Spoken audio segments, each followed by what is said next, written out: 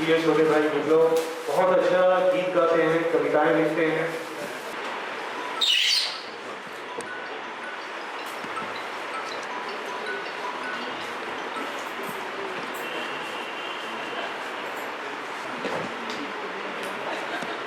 Sir, yes please.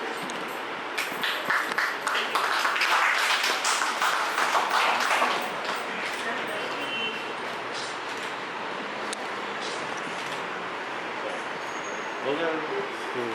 Thank you sir. मैं doctor Vinay Kumar Srivastava ji से अनुरोध करूँगा कि ये छोटे भाई विप्लव को पुष्प देकर और सम्मान पत्र देकर, ये एक औपचारिकता है। अभी तक विप्लव सबके लिए पुष्प और जी के मैं भी सामने आ जाता हूँ। हाँ प्लीज, यहाँ रहिए सामने। हाँ यस ठीक है, यस इधर जी सर, जी सर। Okay thank you. तो दो शब्द इस पुस्तक के बारे में कहना चाहेंगे। वैसे विप्लव युवा है तो दिल की बात ही करेंगे, मैं आपको पहले से जानकारी दे रहा हूँ। तो विषय के बारे में जानना चाहेंगे कि इसमें दिल के अलावा और क्या चीज़ है। सभी अतिथियों को और सभागार में उपस्थित सभी विद्वजनों को सादर प्रणाम। मैं विप्लव कुमार यादव हिंदी विभाग इलाहाबाद विश्वविद्यालय में शोध कर रहा हूँ। मेरे शोध निदेशक डॉक्टर सूर्यनारायण सिंह सर हैं। 2017 में एमए करने के दौरान जैसे हिंदी विभाग से नाता बीच में छूटा तो बेरोजगारी का दंश और कंपटीशन का संघर्ष, सहायता सिर्फ दो ही है। देने वाले विषय थे संगीत और कविताएं। राहत इंदौरी साहब को शुरू से ही पढ़ रहा हूँ और बशीर बद्र और जानिया साहब को पढ़ते हुए मैंने अपने भाव को, मेरे मन में हमेशा ये लगा रहता था कि मैं सभी को पढ़ रहा हूँ, मैं कब लिखूंगा।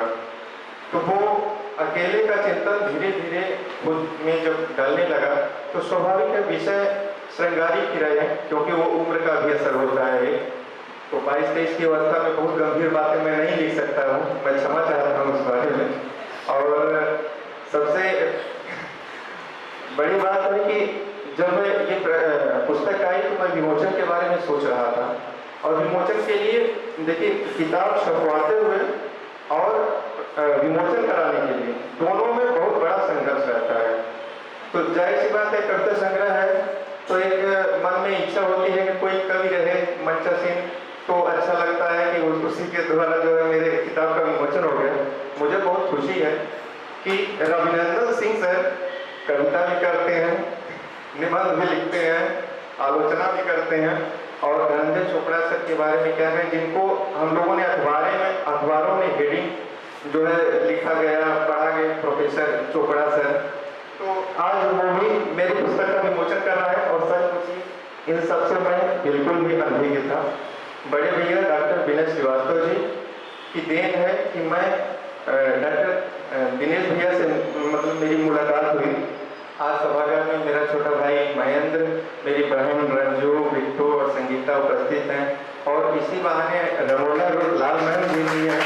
तो आप सभी के नामों से मैं शुरू से ही परिचित रहा हूँ, जितने भी नाम हैं इन पब्लिकेशन से जुड़े हुए, मीरा सिन्हा मैम हैं, ममता जी हैं, तो सभी को मैं प्रणाम निवेदित करता हूँ और ये विश्वास दिलाता हूँ कि आगे के दिनों में जब मैं बेहतर तैयारी के साथ मैं गंभीर कविताएं भी लिखूंगा।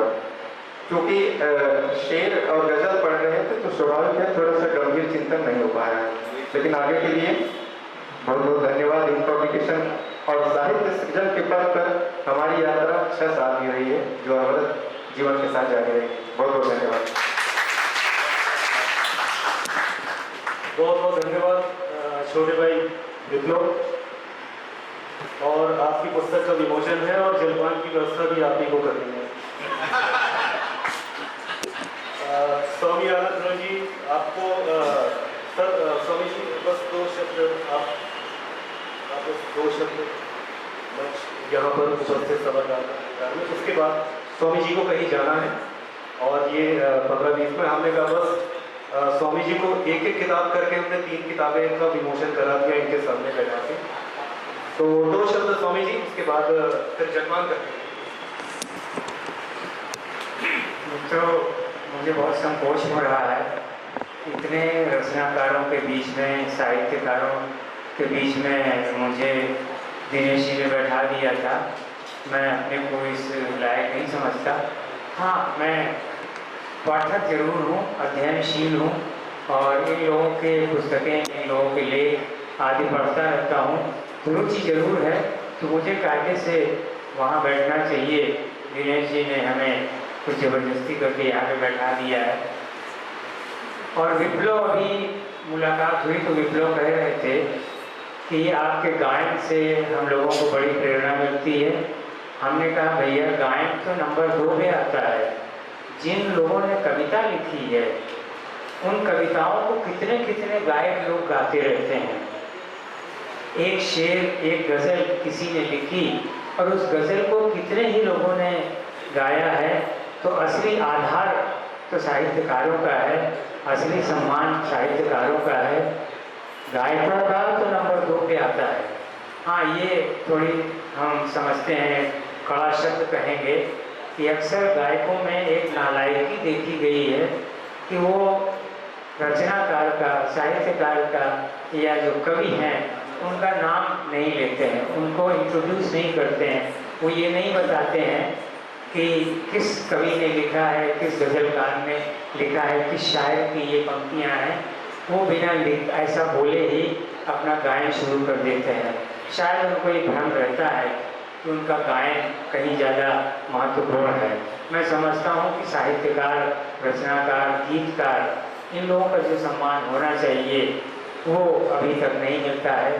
असली सम्मान के लायक और हकदार वही गीतकार और कवि लोग होते हैं। हम लोग तो उसको बस किसी तरह सामने, हम तो एक बैनर की तरह हैं कि हमारे प्लास्टिक पे बैनर छपा हुआ है, लेकिन जिसका बैनर है, जिसका नाम लिखा है, असली आधार तो वो लोग हैं। तो मैं उन सभी साहित्यकारों को, गीतकारों को, कवियों को, शायरों को प्रणाम करता हूँ और उनके हक के लिए मैं फिर से प्रार्थना करता हूँ। और आप लोग भी जब कभी गायन सुने तो उसके पहले आप गीतकार, कवि का भी नाम जरूर जानें। धन्यवाद।